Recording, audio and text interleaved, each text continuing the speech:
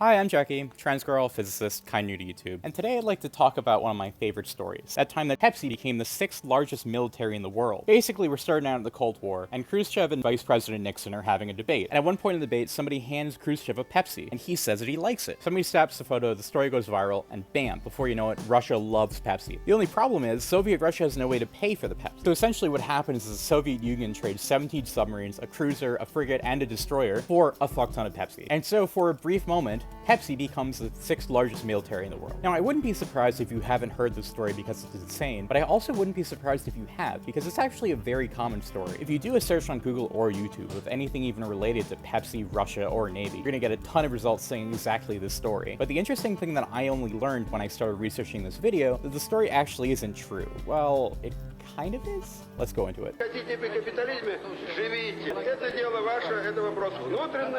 So the debate that this happened at is actually incredibly famous. It's called the Kitchen Debate, and it essentially happened at an exposition in Russia in the heart of the Cold War, where the US and the Soviet Union were both trying to show off to each other how technologically advanced they are. Because they were leading in the space race at the time, the Russian exhibit primarily focused on rockets and their space technology, whereas the American exhibit essentially focused on how great American quality of life was, and was essentially a model kitchen featuring color TV and a variety of other advancements that Russia didn't have yet, hence the name Kitchen Debate. The funny thing is that this debate is actually recorded and is on YouTube. It is wild. So basically, Khrushchev sees the kitchen, he sees the color TV, and he comes back, and in classic Soviet fashion, he's basically like, yeah, color TV ain't so impressive, I don't even know what's happening. Вот возможности Америка, сколько она существует? 150 лет. Значит, существует. Будем на таком же уровне, как Америка. А в следующий пойдем дальше. Мы вам приветствие такое любезное. And Nixon, surprisingly, calls him out and he's like, well, if we got better TV than you and stuff like that. It's a very effective exhibit, and it's one that will cause a great deal of interest. There are some instances where you may be ahead of us. For example, in the thrust of your rockets for the investigation of outer space.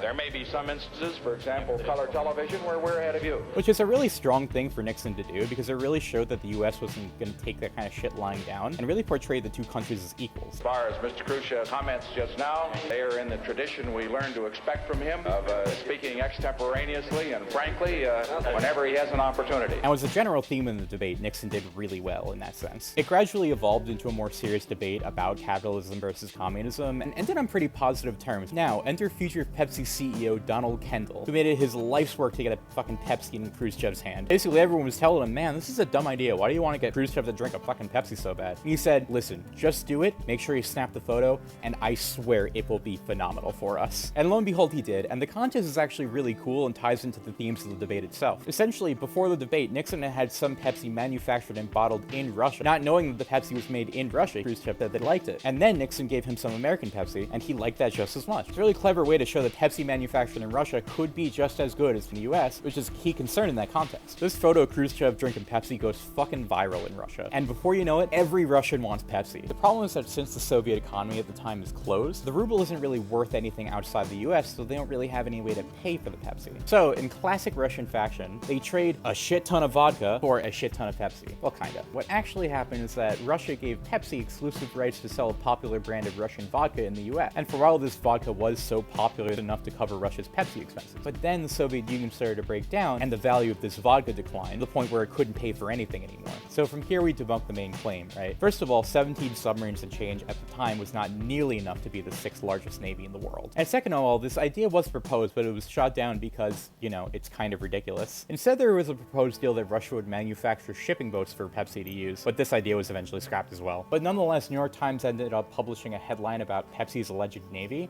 and the rest is history. History which led the CEO of Pepsi to one day famously claim, Pepsi did more to dismantle the Soviet Union than America ever did. Thanks for listening, and I'll see you next time. Bye!